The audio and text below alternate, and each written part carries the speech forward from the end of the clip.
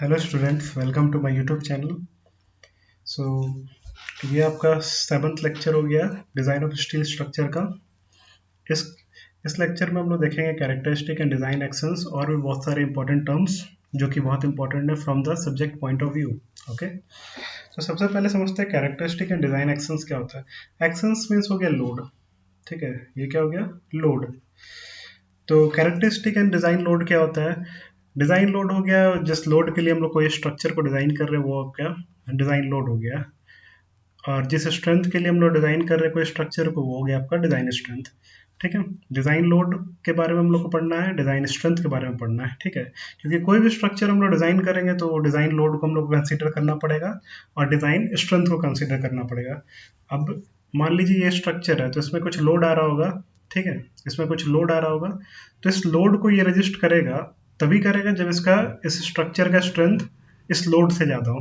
ठीक है, मतलब इस लोड को बियर कर पाने के लिए इसका स्ट्रेंथ जो है इस लोड से ज़्यादा होना चाहिए, तभी ये स्ट्रक्चर फेल नहीं करेगा। तो ये स्ट्रक्चर आपका इतना मजबूत होना चाहिए कि वो लोड को इजिली बियर कर सके। तो जो आपका डिज़ाइन स्ट्रेंथ है, जिस स्ट्रेंथ के लिए आप स्ट्रक्चर को डिज़ाइन किए है, वो आपका हमेशा ग्रेटर देन या इक्वल टू होना चाहिए डिज़ाइन एक्शन या फिर डिज़ाइन लोड के लिए। ठीक है, तो डिज़ाइन लोड वैसा लोड जिसके लिए हम स्ट्रक्चर को डिज़ाइन करते हैं, डिज़ाइन स्ट्रेंथ वैसा स्ट्रेंथ जो कि उस लोड को रजिस्ट करता है। ठीक है, अब डिज़ाइन एक्शन यानी डिज़ाइन लोड और डिज़ाइन स्ट्रेंथ को निकालने का तरीका क्या होता है? तो इसको निकालने के लिए हम लोग को दो चीज़ चाहिए। एक हो गया डिज़ाइन लोड निकालने के लिए हम लोग को कैरेक्टरिस्टिक लोड पता होना चाहिए। कैरेक्टरिस्टिक लोड कैरेक्टरिस्टिक लोड पता होना चाहिए टू ये डिज़ाइन लोड को निकालने के लिए, और डिज़ाइन स्ट्रेंथ को निकालने के लिए हम लोग को कैरेक्टरिस्टिक स्ट्रेंथ पता होना चाहिए। ठीक है, कैरेक्टरिस्टिक स्ट्रेंथ। ठीक है, तो कैरेक्टरिस्टिक स्ट्रेंथ के थ्रू हम लोग डिज़ाइन स्ट्रेंथ निकालते हैं, कैरेक्टरिस्टिक लोड के थ्रू हम लोग डिज़ाइन लोड निकालते हैं। ठीक है, अब ये कैरेक्टरिस्टिक लोड और कैरेक्टरिस्टिक स्ट्रेंथ क्या होता है, और फर्दर हम लोग एक पार्शियल सेफ्टी फैक्टर यूज़ करते हैं दोनों के लिए। ठीक है, तब जाके आपका डिज़ाइन स्ट्रेंथ और डिज़ाइन लोड आता है। हम लोग को बेसिक चीज़ ये चाहिए, डिज़ाइन लोड भी और डिज़ाइन स्ट्रेंथ भी, क्योंकि यही दोनों के थ्रू जो है हम लोग अपना स्ट्रक्चर को डिज़ाइन करेंगे। तो इसके लिए हम लोग को ये जानना जरूरी है कि कैरेक्टरिस्टिक लोड क्या होता है, कैरेक्टरिस्टिक स्ट्रेंथ क्या होता है। तो आइए समझते हैं कैरेक्टरिस्टिक लोड और कैरेक्टरिस्टिक स्ट्रेंथ के बारे में। तो पहला टॉपिक है आपका कैरेक्टरिस्टिक स्ट्रेंथ। कैरेक्टरिस्टिक स्ट्रेंथ क्या होता है, इसको एक एग्जांपल के थ्रू समझते हैं। ठीक है, मान लीजिए आप कोई रॉड लिए है स्टील का, रॉड या फिर बार बोलिए, रेनफोर्समेंट भी बोलते हैं अगर हम लोग उसको यूज़ करते हैं आरसीसी वगैरह में। तो ये आपका बार है, इसका स्ट्रेंथ मान लीजिए यील्ड स्ट्रेंथ 250 मेगा पास्कल या फिर न्यूटन पर एमएम स्क्वायर। ठीक है, ये स्ट्रेंथ है। ठीक है, मान लीजिए ऐसा आप 100 बार्स लेते हैं। ठीक है, एक बार नहीं 100 बार्स ले लिए, फिर सबका स्ट्रेंथ चेक करते हैं। तो चूंकि इसका स्ट्रेंथ हम लोग मान के चले 250 न्यूटन पर एमएम स्क्वायर, तो 95% प्रोबेबिलिटी ये होना चाहिए कि इसका स्ट्रेंथ 250 या फिर उससे ज़्यादा ही हो। ओनली 5% ऐसा प्रोबेबिलिटी होना चाहिए कि ये इसका स्ट्रेंथ जो है आपका 250 से कम है, तब उस स्ट्रेंथ को बोलते हैं आपका कैरेक्टरिस्टिक स्ट्रेंथ। जैसे कि ये बार आप 100 बार लिए तो 95 बार ऐसा होना चाहिए जिसका स्ट्रेंथ 250 या फिर 250 से ज़्यादा हो। ठीक है, जितना हम लोग कंसीडर किए 250 न्यूटन पर एमएम स्क्वायर कंसीडर किए, तो 95 बार का स्ट्रेंथ जो है आपका 250 न्यूटन पर एमएम स्क्वायर से ज़्यादा होना चाहिए। ठीक है, या फिर उसके बराबर होना चाहिए। 5% अगर फेल भी करता है उस एक्चुअल स्ट्रेंथ को अचीव करने में तो उतना कोई इशू नहीं है, तब इसको हम लोग इस बार का कैरेक्टरिस्टिक स्ट्रेंथ मान सकते हैं। ठीक है, इसका डेफिनेशन भी हम लोग देख लेते हैं। Characteristic strength of a material is the value of material below which not more than 5% of the test result are expected to fall। जैसा कि हम बताएं कि 5% जो है आपका फेल करता है तो दिक्कत नहीं है, 5% से ज़्यादा फेल नहीं करना चाहिए इस स्ट्रेंथ को अचीव करने में। ठीक है, वैसे जनरली जो आपका स्ट्रक्चरल स्टील होता है उसका स्ट्रेंथ होता है 250 मेगा पास्कल या फिर न्यूटन पर एमएम स्क्वायर। इसका मतलब क्या हो गया, कैरेक्टरिस्टिक स्ट्रेंथ जो है वैसा स्ट्रेंथ हो गया जिसमें 95% रिलेबिलिटी रहे एंड ओनली 5% प्रोबेबिलिटी रहे कि वो एक्चुअल स्ट्रेंथ जो है आपका वो लेस देन कैरेक्टरिस्टिक स्ट्रेंथ है। तो कैरेक्टरिस्टिक स्ट्रेंथ के बारे में हम लोग समझ गए, अब देखते हैं कैरेक्टरिस्टिक लोड। ठीक है, कैरेक्टरिस्टिक लोड को समझने से पहले हम लोग क्या करते हैं, एक बार इसका डेफिनेशन हम लोग पढ़ लेते हैं, उसके बाद हम समझा देते हैं। Characteristic load means those loads which have a 95% probability of not being exceeded during the lifetime of the structure. In absence of statistical data, characteristic load shall be as per IS 875/1987 having following parts: part 1 dead loads, part 2 imposed loads, wind loads and so on so। ठीक है, तो इसका मतलब क्या हो गया, characteristic load क्या हो गया, अगर हम लोग कोई लोड के लिए डिज़ाइन किए हैं, ठीक है, तो कोई स्ट्रक्चर जो है उसका कोई लाइफ टाइम के लिए हम लोग डिज़ाइन करते हैं। मान लीजिए कोई स्ट्रक्चर हम लोग बनाए हैं, वो 100 ईयर्स के लिए बनाए हैं, ठीक है, 100 ईयर्स के लिए डिज़ाइन किए हैं, तो उसमें जो जो लोड हम लोग कंसिडर किए हैं, तो उसका 95% प्रोबेबिलिटी होना चाहिए कि 100 ईयर्स के लिए कि वो लोड जो है इससे ज़्यादा एक्सीड नहीं करे जितना हम लोग कंसिडर किए हैं। ठीक है, अगर हम लोग कंसिडर किए कि उसमें जितना लोड आ रहा है वो 100 kg ही आना चाहिए 100 ईयर्स तक, तो 95% प्रोबेबिलिटी होना चाहिए कि 100 kg से ज़्यादा ना हो। 5% प्रोबेबिलिटी हो सकता है कि 100 kg से बहुत वर्स्ट कॉम्बिनेशन अगर लोड का लग जाए तब हो सकता है, लेकिन हम लोग का कोशिश रहता है ये कि अगर 100 kg के लिए हम लोग डिज़ाइन किए हैं, हम माने हैं, बस 100 kg के लिए डिज़ाइन नहीं करते हैं, बस हम लोग एज्यूम कर रहे हैं, अगर 100 kg के लिए अगर हम लोग डिज़ाइन किए तो 95% प्रोबेबिलिटी होना चाहिए कि ड्यूरिंग इट्स लाइफ टाइम ये लोड जो है आपका इससे ज़्यादा नहीं होना चाहिए। ठीक है, अगर आपको कोई डाटा गिवन नहीं है कैरेक्टरिस्टिक लोड का कि कितना लोड लगेगा, तो वो हम लोग कोड के अनुसार मान सकते हैं। कौन सा कोड, IS 875/1987, इसमें दिया हुआ है कि डेड लोड आप कितना लेंगे, इम्पोज लोड कितना लेंगे। पार्ट 3 में आपका विंड लोड है, स्नो लोड है, अगर वो एरिया कोल्ड रीजन में आता है तो स्नो लोड को भी हम लोग कंसिडर करते हैं। एंड फिफ्थ में special loads and load combinations. ठीक है, लोड कॉम्बिनेशन क्या होता है, स्पेशल लोड क्या होता है, इसके बारे में हम लोग और समझेंगे। ठीक है, आगे आगे बढ़ते हैं। Ultimate and design strength. अब अभी हम लोग जस्ट समझे कि डिज़ाइन स्ट्रेंथ जो होता है उसको हम लोग एच डी से डिनोट करते हैं। तो डिज़ाइन स्ट्रेंथ क्या होता है, ultimate strength upon partial safety factor for material strength. अब पार्शियल सेफ्टी फैक्टर क्या होता है इसके बारे में हम लोग समझते हैं। ठीक है, पार्शियल सेफ्टी फैक्टर क्यों क्या होता है, जैसे कि लिमिट स्टेट जब हम पढ़ा रहे थे तो ये सब चीज़ हम लोग डिस्कस किए थे पार्शियल सेफ्टी फैक्टर के बारे में। ठीक है, अब इसको एक बार रीड कर लेते हम लोग, फिर उसको हम समझा देते हैं। The concept of limit state acknowledges that there can be variation in both loads and material strength. Thus, the safety of the structure depends on each of the two principal design factors, load and material strength, which are not dependent on each other. Hence, two different safety factors, one for load and other for material strength, are used. Because each of the two safety factor contribute partially to safety, they are called partial safety factors। इसके बारे में हम लोग समझते हैं। अब limit state जो है उसमें हम लोग ये भी कंसीडर करते हैं कि आपका लोड भी वेरी करेगा। ठीक है, लोड तो वेरी करता है, ड्यूरिंग लाइफ टाइम जो आपका सेम टाइप का लोड लगेगा ऐसा जरूरी नहीं है, लोड वेरी करेगा और मटेरियल का स्ट्रेंथ भी वेरी करेगा। ठीक है, मतलब कि अगर आप जिस समय टेस्ट किए थे मटेरियल का उस समय कुछ और स्ट्रेंथ हो, ड्यूरिंग फैब्रिकेशन कुछ और स्ट्रेंथ आया। ठीक है, तो ये सब से हम लोग को बचने के लिए, ठीक है, मतलब कि ड्यूरिंग फैब्रिकेशन होता है तो कहीं आपका मटेरियल मतलब वीक हो सकता है, कुछ भी हो सकता है फैब्रिकेशन के दौरान जो है, मतलब कि जब उसको स्ट्रक्चर में हम लोग यूज़ कर रहे हैं तो हो सकता है उसका स्ट्रेंथ घट जाए। ठीक है, बहुत सारा फैक्टर होता है, तो इसीलिए हम लोग दो डिज़ाइन आपका सेफ्टी फैक्टर यूज़ करते हैं। ठीक है, for the safety of the structure हम लोग दो सेफ्टी फैक्टर यूज़ करते हैं, एक यूज़ करते हैं आपका लोड के लिए और एक मटेरियल के लिए, इसको बोलते हैं पार्शियल सेफ्टी फैक्टर्स। ठीक है, अब आगे देखते हैं।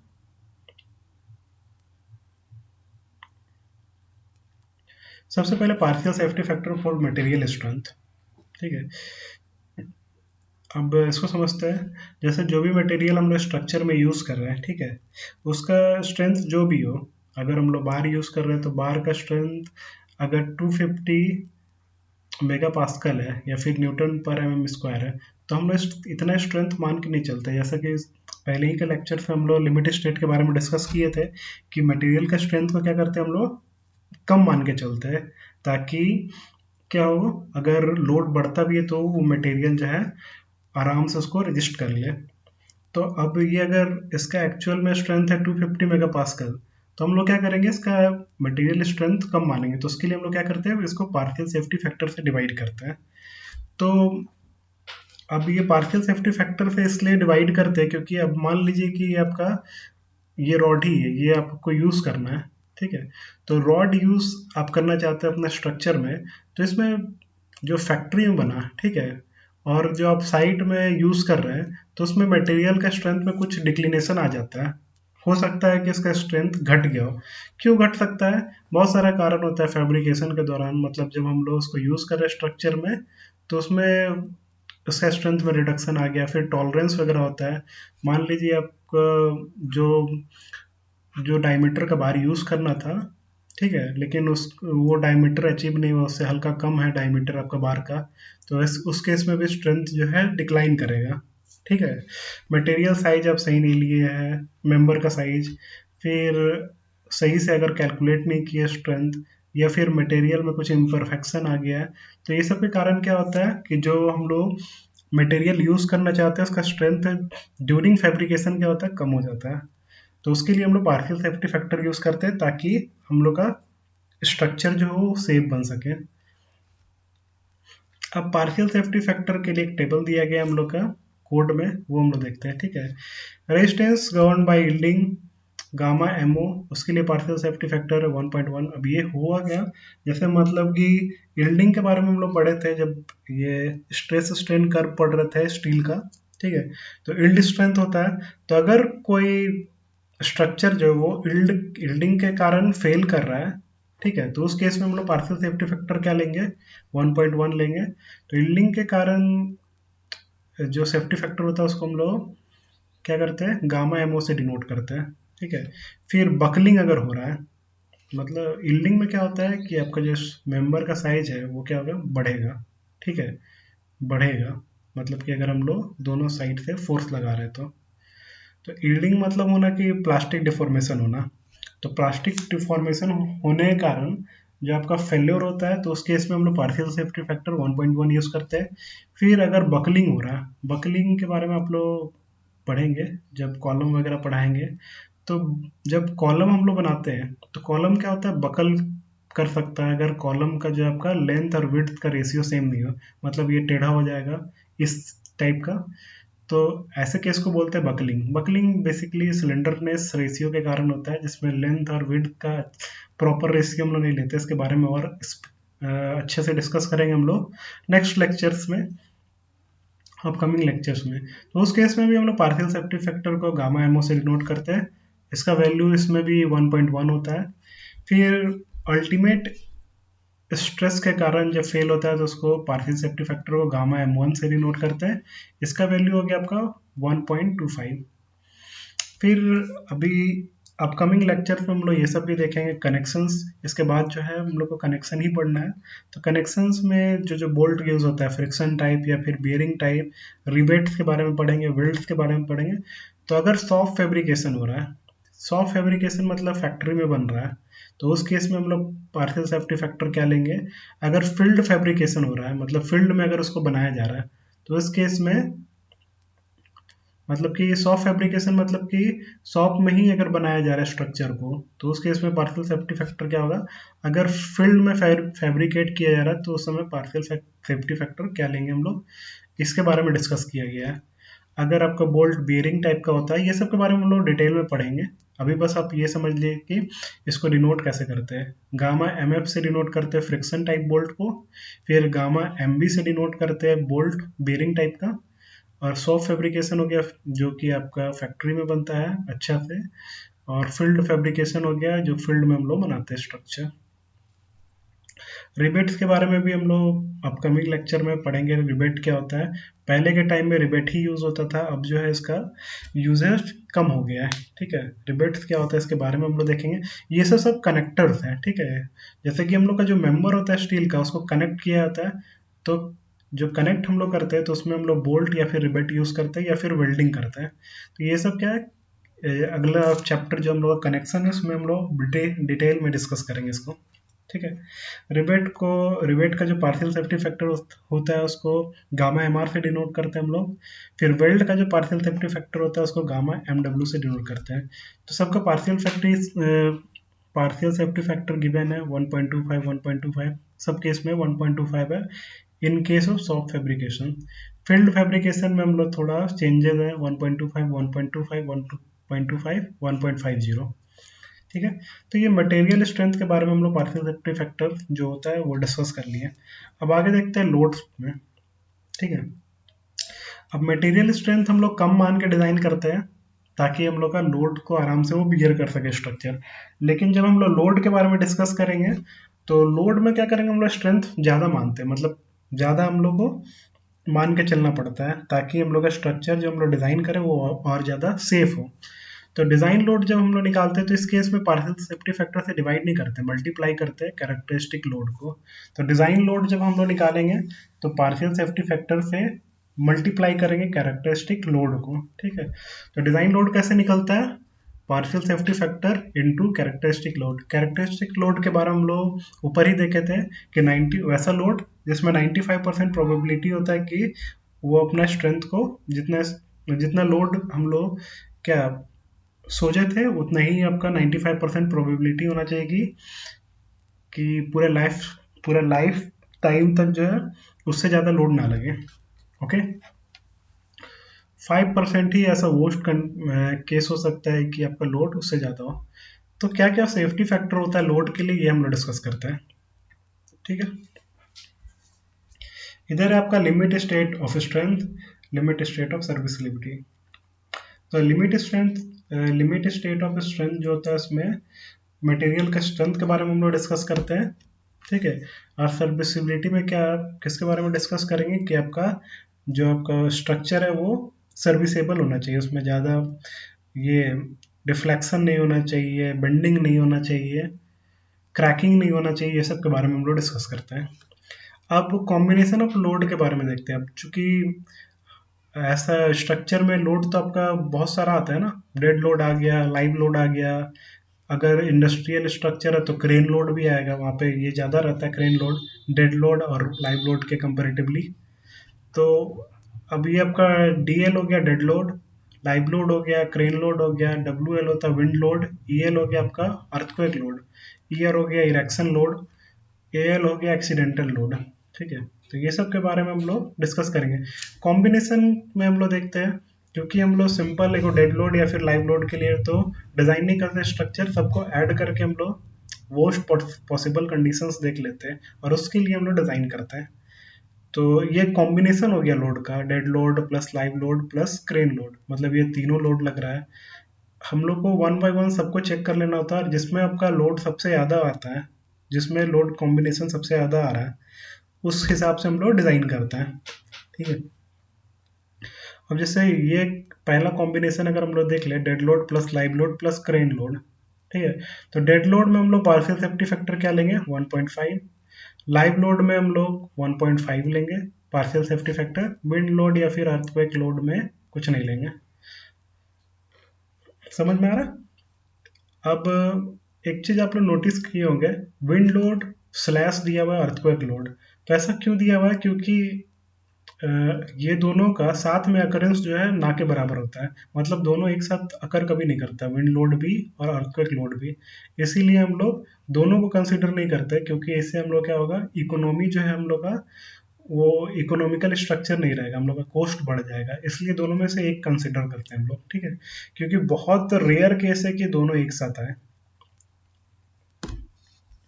तो इसको हम लोग और अच्छे से समझते हैं। जैसे मान लीजिए पहला हम लोग कॉम्बिनेशन देख रहे हैं, dead load plus live load plus crane load. तो डेड लोड के लिए आपका डेड लोड के लिए पार्शियल सेफ्टी फैक्टर 1.5 है। तो हम लोग क्या करेंगे 1.5, कलर चेंज कर देते हैं।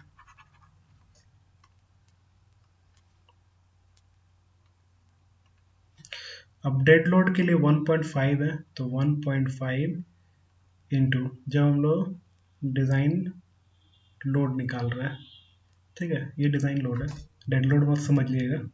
तो 1.5 into dead load plus live load. तो लाइव लोड के लिए क्या है, पार्शियल सेफ्टी फैक्टर 1.5 है, तो 1.5 इंटू लाइव लोड, ठीक है, प्लस क्रेन लोड का कुछ दिया हुआ नहीं तो उसको हम लोग कंसिडर नहीं करेंगे।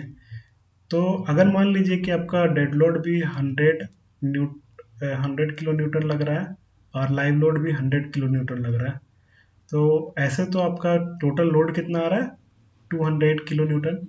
लेकिन जब हम लोग ये पार्शियल सेफ्टी फैक्टर यूज़ करेंगे तो 1.5 इंटू 100 प्लस 1.5 इंटू 100, तो यानी ये पूरा हम लोग अगर ऐड कर दें तो कितना आ जाएगा, 300। तो पार्शियल सेफ्टी फैक्टर जब हम लोग यूज़ करते हैं तो हम लोग क्या होता है, लोड जो है बढ़ जाता है। जैसे 300 किलो न्यूटन हो गया पार्शियल सेफ्टी फैक्टर यूज़ करने के बाद, अब ऐसे क्या था, 200 किलो न्यूटन आ रहा था। तो पार्शियल सेफ्टी फैक्टर में हम लोग क्या करते हैं, लोड को बढ़ा के दिखाते हैं ताकि जो हम लोग लोड के लिए डिज़ाइन किए हो उतना लोड अचीव भी हो जाए, तो हम लोग का स्ट्रक्चर सेफ रहे।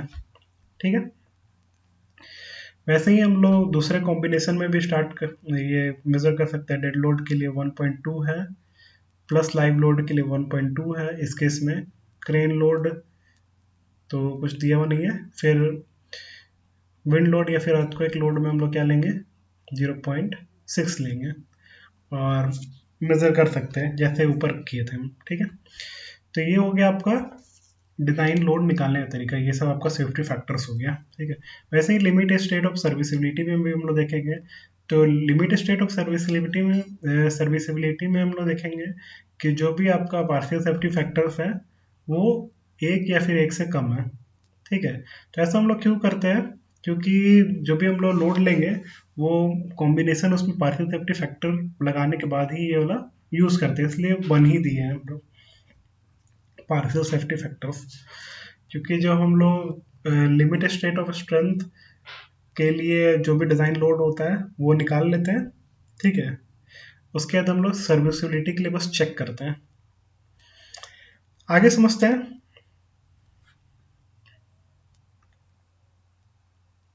कुछ कुछ यहाँ पे नोट्स दिया हुआ है, ये भी देख लेते हैं।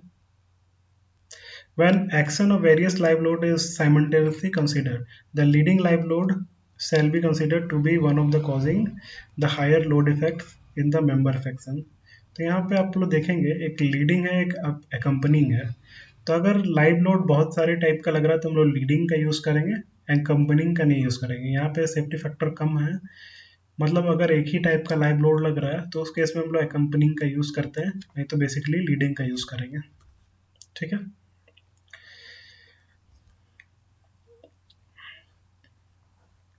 this value is to be considered when the dead load contributes to stability against overturning is critical, or dead load causes reduction in stress due to other loads. आगे देखते हैं। This value is to be considered when the dead load contributes to stability against overturning is critical, or dead load causes reduction in stress due to other load. तो ये value हम लोग तब consider करेंगे जब डेड लोड जो है आपका स्टेबिलिटी को कंट्रीब्यूट करेगा अगेंस्ट ओवरटर्निंग। ठीक है, आगे देखते हैं। ये सब के बारे में तुम लोग डिस्कस कर लिए। D L is for dead load, L L is for imposed या फिर live load, W L is for wind load etcetera. In industrial structure, dead load and imposed load are normally small. Crane load in combination of wind load are critical in most of the cases. तो जो भी industrial structure होता है उसमें हम लोग crane load को ज़्यादा महत्व देते हैं क्योंकि वो जो है मेन लोड होता है, और विंड लोड, डेड लोड और इम्पोज लोड जो है जनरली स्मॉल होता है। ठीक है, वैसे हम लोग जितना भी न्यूमेरिकल पॉइंट ऑफ व्यू से क्वेश्चंस हम लोग बनाएंगे तो उसमें क्रेन लोड का यूज़ नहीं होगा, इसलिए उसमें उतना ध्यान हम लोग नहीं देंगे। क्रेन लोड वाला टर्म को हम लोग क्या करते हैं, छोड़ते हैं। ठीक है, ये भी क्रेन लोड के बारे में, ये भी क्रेन लोड के बारे में। When stability against overturning or sliding or reversal of stress is under consideration, lesser value of safety factors for dead load equal to 0.9 is considered for greater safety. अगर हम लोग स्टेबिलिटी अगेंस्ट ओवरटर्निंग या फिर sliding और reversal of stress को consider करते हैं, ठीक है, तो आपका जो सेफ्टी फैक्टर लेंगे डेड लोड के लिए वो कितना लेंगे, 0.9 लेंगे, ठीक है। रिवर्सल ऑफ स्ट्रेस क्या हो गया, जब मशीन लोडिंग होता है जैसे मोटर वगैरह यूज़ किए तो उसमें क्या होता है, वो वाइब्रेट करता है, तो उसके कारण जो उस पर स्ट्रेस क्या होता है वो रिवर्स होता है, ठीक है। सो hope you like the lecture. This is all for today. Thank you for listening. We'll meet you on the next lecture. Thank you so much.